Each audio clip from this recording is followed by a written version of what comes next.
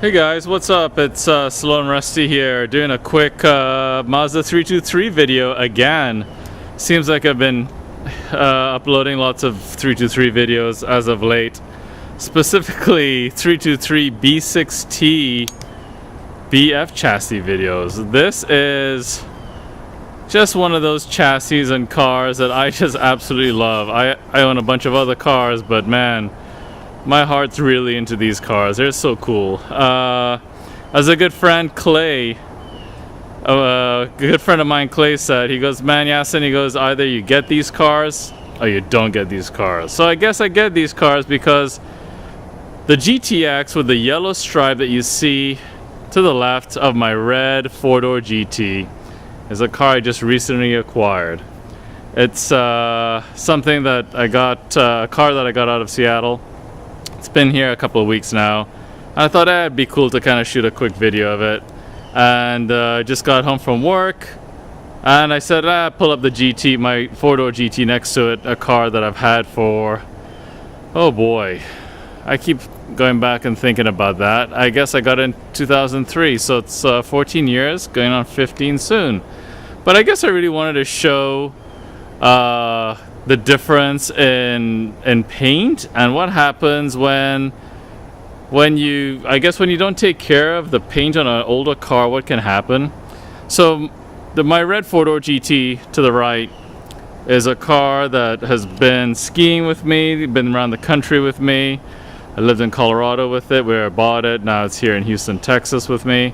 And it's a car that even though it's been painted before, it's I've kept the car in really good shape, meaning I wash and polish it and clean it regularly, and it really shows in the paint. And I'll zoom in or I'll just walk in closely on it, and you can see that the car looks pretty good. In fact, it's I washed it probably a week ago, so it's not like I just recently washed it, but at least you can see, you know, how good the paint is, and the overall, you know, appearance of the car and those things.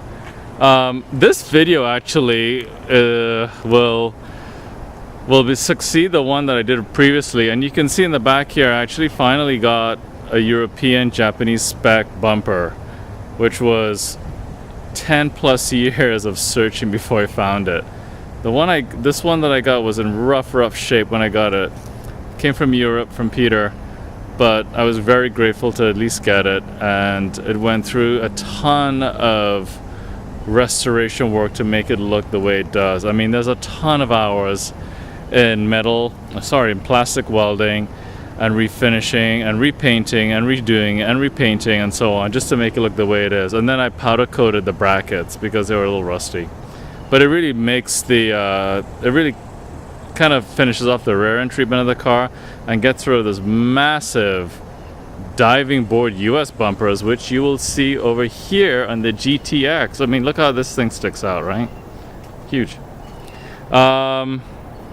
Anyway, so yeah, and then at the same time I got rid of all the side molding to kind of update the look of the car again, thanks to my good friend Clay, who's always been, you know, just kind of a great friend and a grounding rod to have. He's like, Yasin, just get rid of it and make the car look newer and kind of update and get rid of those big black side moldings that came with the car in the 80s, as you can see on the GTX. So here's the GTX. There's the black side molding that runs from, you know, front bumper to rear bumper down the side of the car. Anyway, and then on top of that, here's the GTAE front bumper. Really cool piece. Love it on the car. It just makes the car look so great. Man, if you haven't driven one of these cars and you're a car enthusiast, you're missing out on one of the best kept secrets in the automotive world. Basically, it's a turbocharged Miata engine. I mean, from the factory they were 132 horsepower. In my red GT here, I'm maybe around 180, 185, but man, the car is like 2,250 pounds. And these days 185 horsepower doesn't sound much when you can get a V6 Camry that's putting on close to 300. But in this car, it's so fun and it's great. It's tossable. The throttle response is great. It gets on the turbo quickly, and it's just a real fun car to have. I've owned lots and lots of cars, lots of turbo cars, and I've kept this one now for so many years because of those things. I mean, plus it's reliable. It's never left me stranded. It's a good looking car. I think it's beautiful. It's aged really well. Anyway, enough of the GT. On the GTX over here, this car, it's pretty sad looking. I mean, it's led a pretty rough life. I mean, it's been painted, you can tell. You can see clear coat. The clear coat's completely peeled back. It's got different reds on it too, and I'm not sure if it'll come up clearly in the video or not. But you can see this poor thing has led a really tough life. I'm not sure about the stripe either, wow. But it's all there. I mean, the car's all complete, but you can see the difference if you take care of the car and the paint. You polish it, you wax it, wash it regularly. Definitely the car will continue to look good. And really, this GTX has about 100,000 miles less or more than my red GT here that I drive 2 to 3 times a week. So anyway, just wanted to share that with you. I'll take some more pictures of this GTX or shoot some videos, but I wanted to share that with you, my latest Mazda adventure, if you will, and maybe here in a few weeks I'll get my silver GTX pulled up alongside and we'll have a tree of them here in the driveway.